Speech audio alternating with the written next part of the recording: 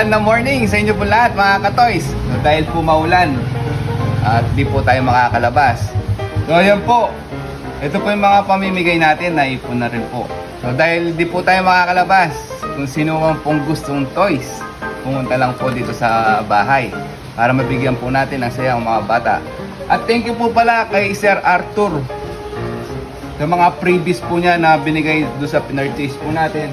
At sa mga bola po, ayan, mga freebies po niya ang binigay. Isa pa po, thank you rin po kay Sir Cortez. Kung natatandaan niyo po yung pinost ko po at yung pong dinonate din po niya, mga maskara, ipapak na rin po natin. So see you mga ka-toys! Ano pong gustong toys, punta lang po dito sa bahay. Let's go!